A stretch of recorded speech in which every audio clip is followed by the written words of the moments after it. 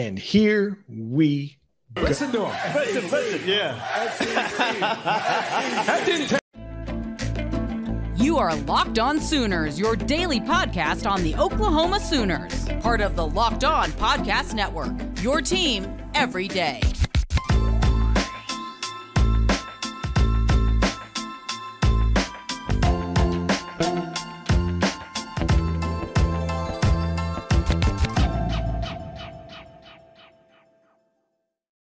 What's up, Sooner Nation? Welcome to Locked On Sooners. Thank you for joining us. My name is John Williams. You can follow me on Twitter at John9Williams. You can read my work covering the Sooners over at thesoonerswire.com. My buddy here is Josh Helmer. You can follow him on Twitter at JoshOnRef. You can also hear him Monday through Friday from 9 to noon on 94.7 The Ref in Norman. And today's episode is brought to you by FanDuel. FanDuel is the official sportsbook of Locked On. Make every moment more. Visit FanDuel.com/LockedOn today to get started. Josh, it is official. The Oklahoma Sooners, the Texas Longhorns, heading to the SEC in the 2024 season, or for the 2024 season. Your initial reaction to the report? It's done. It's done. It's exciting. And I think Oklahoma fans were ready for this moment to arrive. There was, a big step on the brake pads seemingly applied last week. But in the way of negotiations, sometimes when reports like that come out, maybe it was a little bit misleading. And then you have to get kind of into the weeds on it. And you see that the language of, hey, if they can just get through one or two final elements, they're on the 1 yard line of the deal. And ultimately, into the end zone we go. Into the SEC we go. The deal is done. And, without getting into too much of the financials tonight, because frankly, Ross Dellinger and Heather Dinich and even a lot of the national voices covering this, John, I think are probably still trying to, in their own way, totally figure out what this all means in terms of we know just the generic buyout combined number for Oklahoma and Texas is $100 million. I can tell you that $42.6 million is what Big 12 schools per school earned in this last, revenue calendar year that we know of, which would have been 2021, 2022. So just from that alone, John, we know that $50 million for Oklahoma, 42.6 is what these schools in the Big 12 got in this last go around. So from where I'm sitting, man, without knowing just the ins and outs of what is Oklahoma getting in its first year financially from the SEC, from the ESPN deal, bottom line is Oklahoma wanted to move on. They wanted out. The Big 12, they wanted this done a year ahead of schedule so they could move on with their future. And, from where it could have been financially, John, I feel like it really is kind of a bargain for Oklahoma. Well, you look at the numbers that they would have had to pay on an exit agreement leaving after the 2025 season based on the contract that they had with the Big 12, which was $80 million. They're only having to pay the Oklahoma Sooners, that is, they only have to pay $50 million. It's a combined $100 million between the two schools. Like that is a win. That is a bit of a bargain. Yes, it's a lot of money to shell out, but it's significant that you get to start having your SEC schedule in 2024. You get to start hosting SEC teams in 2024. It's going to be good for your town, good for the brand, good for the network. ESPN gets what it wants in Oklahoma and Texas joining the league when their new deal with the SEC goes into effect in 2024. So I think it is a win-win-win all the way around. The Big 12, they are able to get a sizable chunk of change upon this exit, and they also get to kind of move on as well. They get to start building their brand as maybe the third best conference in America, kind of battling out with the ACC.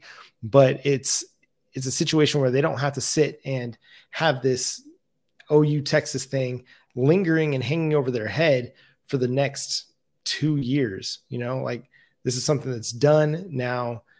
A year and a half from now, we know Oklahoma and Texas will be going to the Big 12 to the SEC, and the Big 12 can start really pushing their newer schools, the Big 12 as it is or as it will be, and kind of moving on with life without Oklahoma and Texas. And so I think all the way around, it just allows everybody to move on. You're not sitting there just wondering when's this going to happen. It's not going to be the biggest talking point every single week in Big 12 football. We know it. It's done. It's final. Everybody can start actually gearing up for spring ball and start focusing on what's happening on the field. You know, the 2024 recruiting class, the 2023 season, and just focus on football. And I think that's going to be a good thing for Brett Yormark, good thing for the Big 12, because the more that this OU Texas thing hung over everybody's head, the more it took away from, you know, what was a fantastic season for the Big 12 this year, where they really showcased the depth that they have as a conference, and then had a team go to the college football playoff and the national championship. Now, obviously TCU, that story took a lot of, I mean, it carried a lot of the news cycle, the media cycle, but there was always still that lingering, when's OU and Texas going to go? When are they going to go? Is 2024 or 2023 going to be the last season? Now we know that it is for sure. And there's a lot to kind of take away from that. I mean, the way that the schedule played out for Oklahoma in particular is very interesting, considering that now this is the last year that they'll be playing in the Big 12. Yeah, I'm just fascinated to, as this goes along, figure out what the immediate share is going to be for Oklahoma and Texas in the SEC. I think that's a really interesting puzzle piece here for those two in terms of, you know, how punitive in a sense is this for both? I mean, to me, basically on the surface, it kind of sounds like, okay, they're giving up 1 year's worth of revenue in the Big 12 to get out, and then they're not going to get a full share in the SEC their first year over there, but they'll probably get a pretty healthy share. So all things considered, it's just, I think, a win for sort of everybody involved, right? The Big 12 acted quickly. You know, one of the interesting pieces of the Ross Dellinger piece was that there were 3 orders of business for Brett Yormark in year 1 as the Big 12 commissioner. Number 1 was, okay, expand, which mission accomplished. You got BYU, Houston, Cincinnati, UCF. You got that part taken care of. And, oh, by the way, the 8 existing Big 12 schools, they gave up cash, I think 16 combined over the 2 years per school to get those schools in. So that was step 1. Step 2, get OU and Texas out. Take care of the exit fee, get it taken care of. And then step 3 is more expansion. So that was kind of an interesting nugget from Dellinger. But obviously for these Big 12 schools, John, it's good for them, because guess what? You know, not all of this cash is going to Fox, just a small percentage of it. And, you know, if you miss some of the other details of it, part of what got this deal done, remember, Fox was a hang up here. And one of the things they did was swap the Michigan-Texas location, the 2 dates. So the series between Michigan and Texas, and now Texas will visit Michigan in 24. So they're off to Ann Arbor in 2024, and Michigan will return the game in Austin in 2027. That was opposite, but this was accomplished to get this deal done. So I just look across the board, and, you know, kind of everybody can sort of make a case to themselves. We're a winner in the deal, right? We kept hearing that phrasing, everybody wants to be made whole.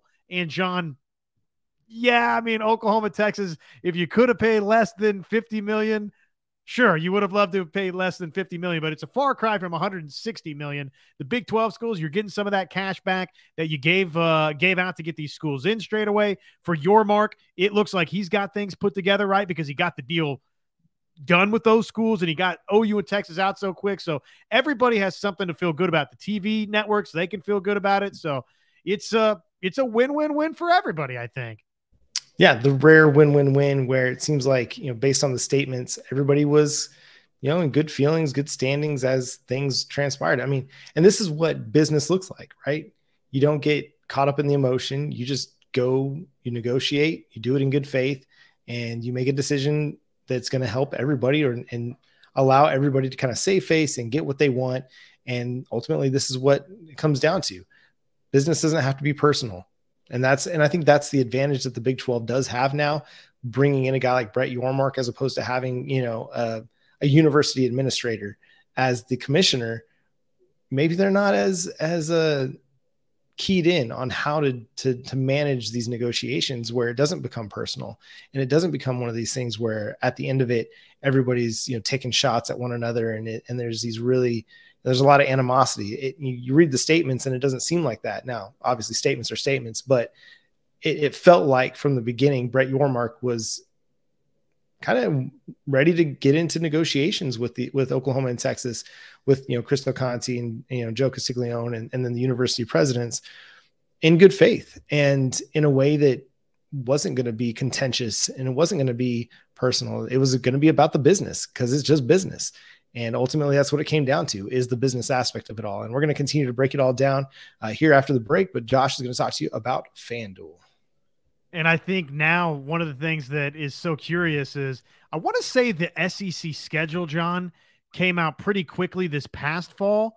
So we're not too far away, I don't think, for, and I know you got a 2023 season in front of you, but let's talk about it.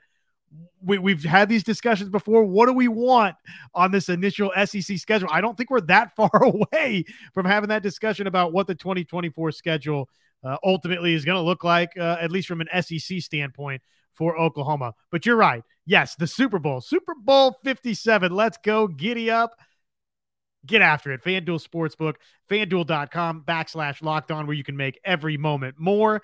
And we're so excited about our partnership with FanDuel, and you should be excited about this. You place your first $5 bet. New customers, you join today, place that first $5 bet. You're getting started with $150 in free bets, guaranteed. And we had mentioned some of these in the past. A couple of these. Color of the Gatorade poured on the winning head coach, right? Everybody loves a good Super Bowl prop. Is it yellow, green, lime? Plus 150. Is it orange? Plus 280. Blue? Plus 350. Red, pink? Plus 650. Clear in water is plus 1,000, and purple is plus 1,000. So, man, that's if you're just looking to have a little bit of fun, that's kind of a neat wager. The number right where it's been, Eagles by 1.5, and the over-under at 50.5 for the Super Bowl coming up on Sunday. Again, new customers join today and get started with that $150 in free bets guaranteed when you place your first $5 bet. So go on over there, download the app, safe, secure, super easy to use, and head on over to FanDuel.com/LockedOn. We're not too far away, John, I don't think, from an Oklahoma SEC schedule. So now would be the appropriate time, I think, to revisit some of the discussion topics we've had in the past. What do we want this makeup of Oklahoma's situation schedule-wise to look like in the SEC? I'm pretty sold on the idea that Arkansas has to be a part of it for Oklahoma. And I mean, obviously the no-brainer is that Texas is a part of it, but where do you stand with what you would like to see happen now for Oklahoma? Yeah, I mean, I've kind of gone back and forth on a little bit of this. Obviously, the no-brainer is Texas. You're going to be matched up with Texas every single year. The SEC would be foolish not to have that game played every single year. And so it's going to happen. The next one is Arkansas. Yes, you lose, kind of a regional rival in Oklahoma State. You lose Bedlam. Well, you can get an opportunity to create another one of those with Arkansas.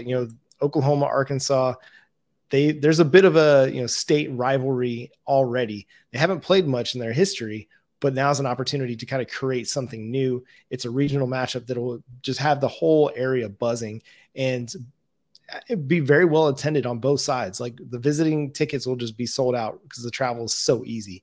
And then this is the one I've kind of gone back and forth on. Do you take the team that you've had kind of the most recent run-in with in Texas A&M? I mean, obviously you got the history with Missouri. I tend to lean towards Missouri because that's a rivalry that I say rivalry. That's a matchup that goes back 90 plus games. I can't remember the exact number, but they've played a ton in their histories. And I think you can do a little bit more maybe with Texas A&M in some of those, other kind of Southern Southeast Conference teams like LSU, the Mississippi teams, maybe even Arkansas. You can get them involved as well. If you're looking at three permanent rivals, they don't all have to play each other. And so Arkansas's permanent rivals could be Oklahoma, Texas, Texas A&M. And I mean, that's a rough one. That's a rough, 3-game stretch. But at the same time, like, you're not going to get as difficult of a other 6 sometimes as you might, get by having, say, like Vanderbilt as one of them. So I think, like, I've kind of rested on this. Missouri, you get your northern border, Arkansas, you get your eastern border, and then I say northern border, kind of northeast border, and then Arkansas, you get your eastern border, and then Texas, you got your southern border, and you just border war it. I mean, I think that'd just be a lot of fun. And hey, it could, one day you might get Colorado back on your schedule and have all four borders go in one season and just have a lot of fun with that. And I just think there'd be way too much fun that could be had with Arkansas and Oklahoma every single year. I mean, just between the state governors, between, people who are friends and family who have, fan affiliations on either side of the border.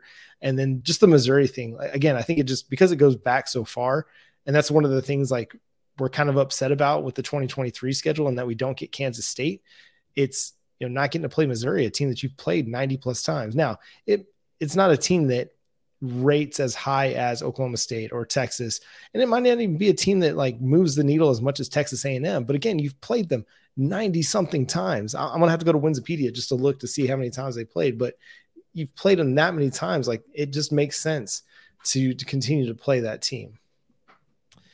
I'm probably going to be okay with just about anything, because if you go to a 3-6, the 6 rotating model, you're going to see everybody every other year.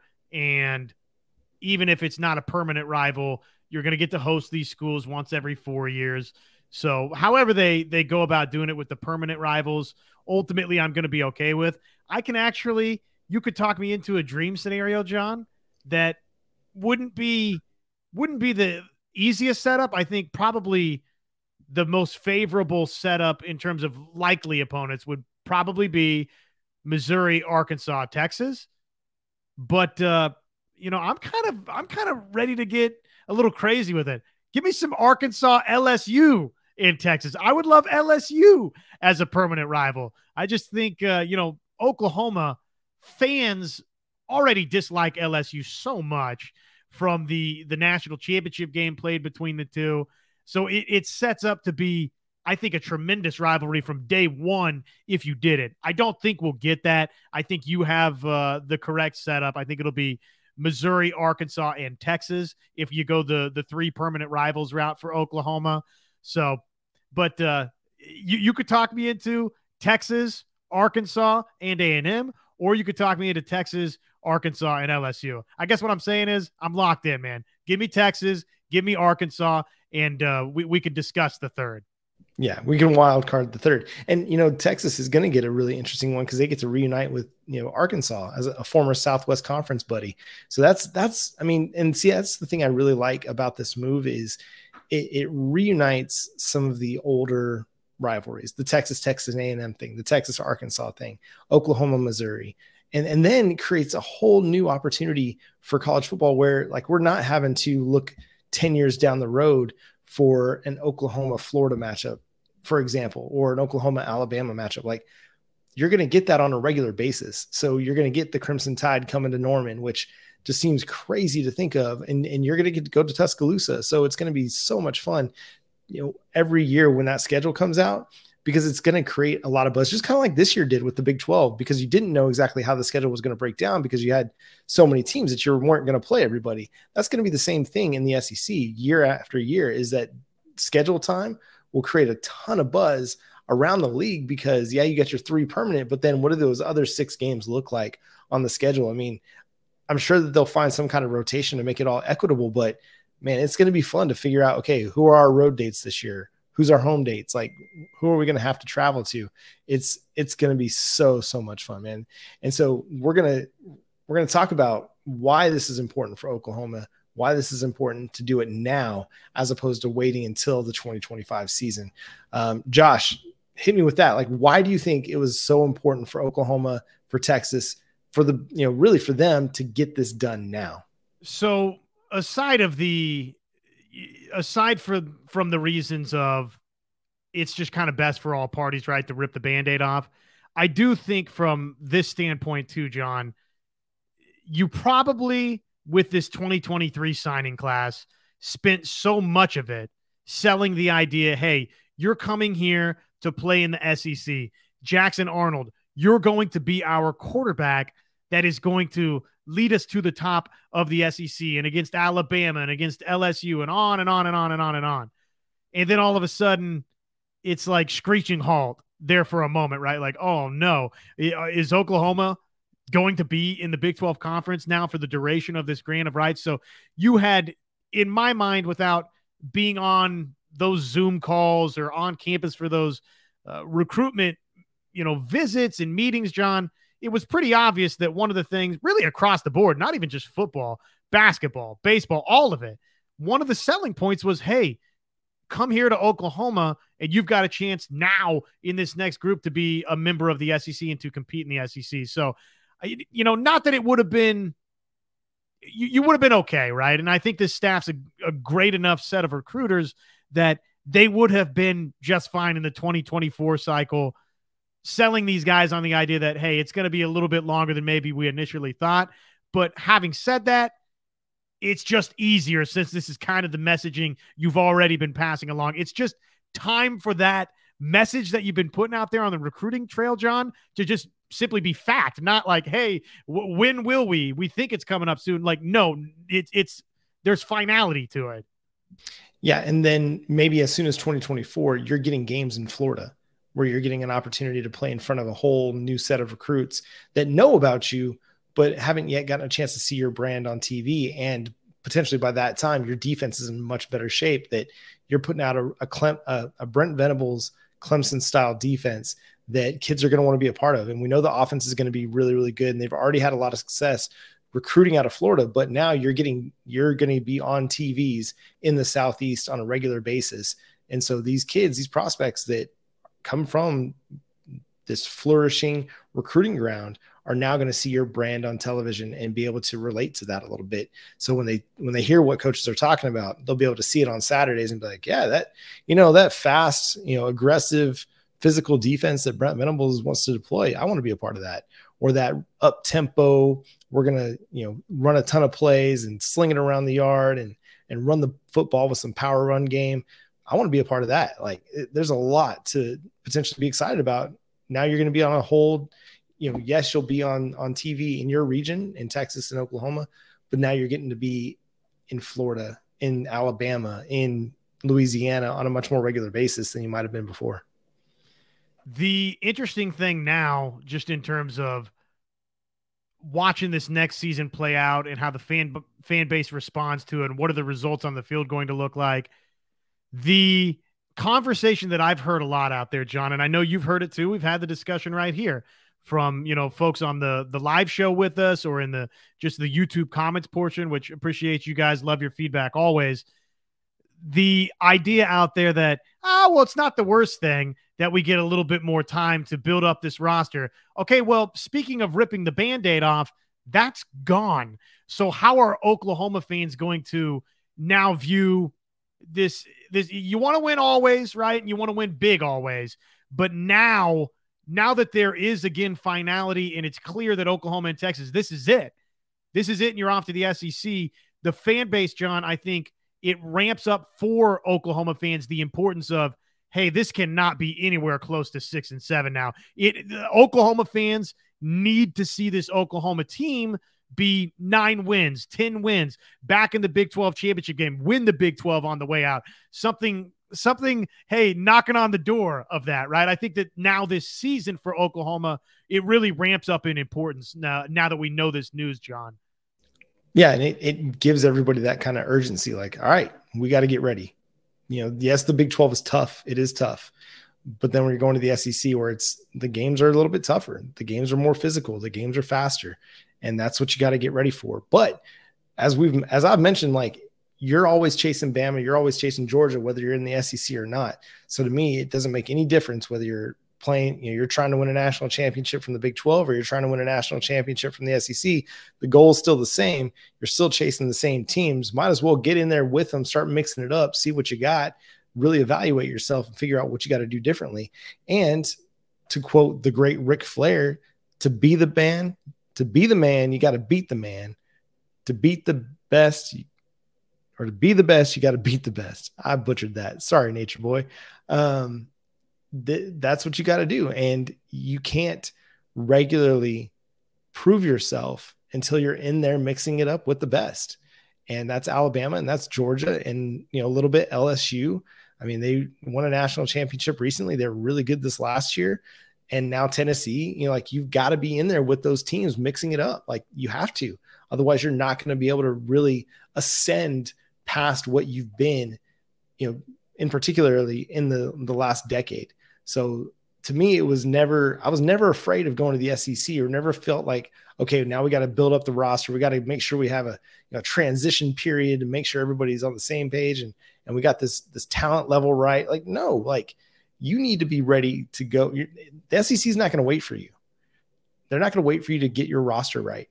So why would you want to wait to get your roster right? Like go in there, get your, take your lumps. If Oklahoma is Oklahoma and we're always going to be able to recruit because we're Oklahoma, then it shouldn't matter if we're taking lumps in the Big 12 or in the SEC, or if we're winning games in the Big 12 or the SEC. It doesn't matter. Oklahoma is going to be Oklahoma. As Bob Stoops said, nothing changes. And so why would you be concerned about having to go a year earlier than what you might have just because the level of competition is better? No, that to me, that's scared. That's scared talk. And with all due respect to a lot of the, the greats in Oklahoma football who kind of mentioned that, I feel like that's kind of, sitting on the ball if you're Anadarko and just holding it and not trying to win, not playing to win the game.